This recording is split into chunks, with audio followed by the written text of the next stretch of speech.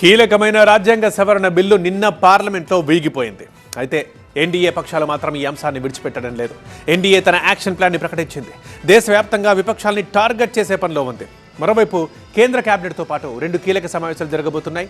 ఆ పరిణామాలకు సంబంధించిన 3 బ్రేకింగ్స్ ఇప్పుడు చూద్దాం. నంబర్ 1 బ్రేకింగ్, ఇవాళ నుంచి దేశవ్యాప్తంగా ఆందోళనలకు పిలుపునిచ్చింది ఎన్డీఏ. మహిళా బిల్లుపై విపక్షాల తీరును నిరసిస్తూ ఆందోళనలు చేయడానికి ఎన్డీఏ పక్షాలు రెడీ అయ్యాయి. మహిళల అభ్యున్నతికి విపక్షాలు వ్యతిరేకమనే అంశాన్ని ప్రజల్లోకి బలంగా తీసుకెళ్లేందుకు బీజేపీ మిత్రపక్షాలు సన్నాహాలు చేస్తున్నాయి. లోక్సభలో 131వ రాజ్యాంగ సవరణ బిల్లు వీగిన తర్వాత విపక్షాల తీరుపై మండిపడుతున్నాయి.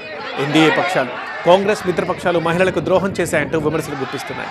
నిన్న రాత్రి పార్లమెంటు నుంచి ర్యాలీ చేపట్టారు ఎన్డీఏ మహిళా ఎంపీలు.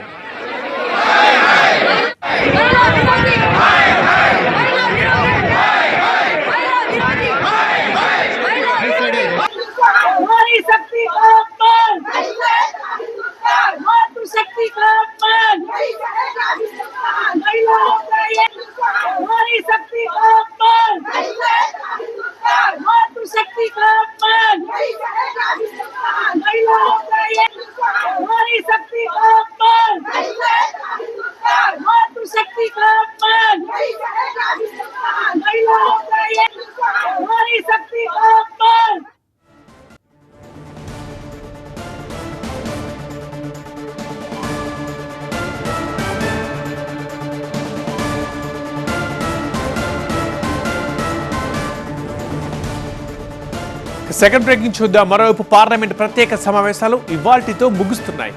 ఉభయ సభలు నిరవధికంగా వాయిదా పడే అవకాశం ఉంది. నిన్న లోక్సభలో బిల్లులు వీగిపోవడంతో రాజ్యసభ ఎజెండాలో అసలు చర్చల అంశం లేదు.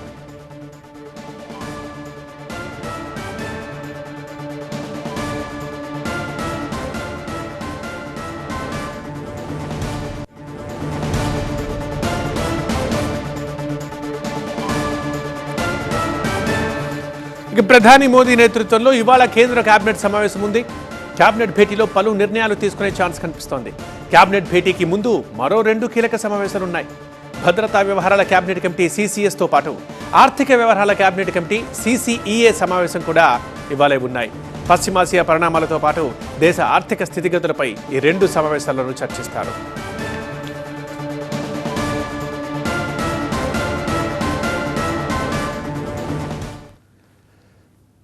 బ్యూరో చీఫ్ గోపి ఢిల్లీ నుంచి లైవ్లో ఉన్నారు, మాట్లాడదాం.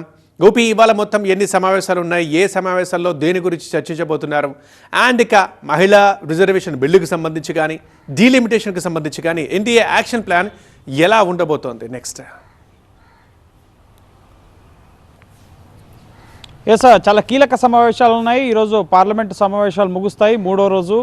సో పార్లమెంటు సమావేశాలు, అలాగే 11:30 గంటలకి క్యాబినెట్ భేటీ ఉంది. అలాగే దానికన్నా ముందే cabinet committee on security, cabinet committee on economic affairs, ఈ విధంగా కీలక సమావేశాలు ఉన్నాయి. నిన్న పార్లమెంట్లో లోక్సభలో ఇటు 131వ రాజ్యాంగ సవరణ బిల్లు వీగిపోయిన తర్వాత మిగతా డీలిమిటేషన్, అలాగే కేంద్రపాలిత ప్రాంతాల్లో వాటి అధికారాలకు సంబంధించిన బిల్లులను కేంద్రం ఉపసంహరించుకోవడం జరిగింది. సో ఈరోజు పార్లమెంట్లో ముఖ్యంగా కొన్ని పేపర్స్ టేబుల్ చేయడం జరుగుతుంది. ఆ తర్వాత నిరవధికంగా పార్లమెంటు వాయిదా పడడం జరుగుతుంది. ఆ లోపు ముఖ్యంగా పార్లమెంటు ప్రాంగణంలో ఎన్డీఏ ఎంపీలంతా కూడా విపక్ష ఎంపీలు ఈ 131వ రాజ్యాంగ సవరణ బిల్లుకు వ్యతిరేకంగా ఓటు వేయడాన్ని నిరసిస్తూ ఆందోళనలు చేయబోతున్నారు. అలాగే దేశవ్యాప్తంగా విపక్షాలకు వ్యతిరేకంగా ఎన్డీఏ దాడిని పెంచబోతోంది.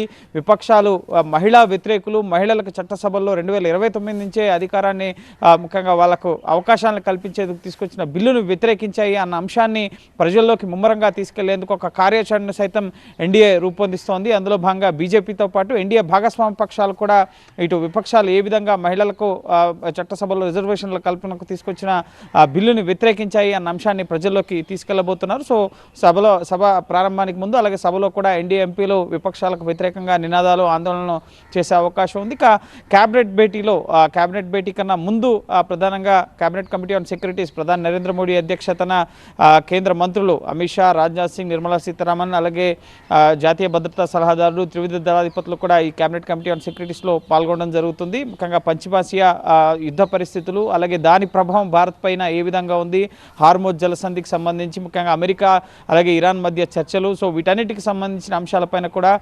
చర్చించబోతున్నారు. ముఖ్యంగా భారత ఎకానమీ పైన ఎగుమతులు దిగుమతులతో పాటుగా చమురు సంబంధించిన స్టేటస్ ఏంటి, గ్యాస్ కొరత లేకుండా అలాగే పెట్రోల్ డీజిల్ ధరలు ఇప్పటివరకు అయితే పెంచలేదు. సో వీటన్నిటిపైన కూడా చర్చించబోతున్నారు.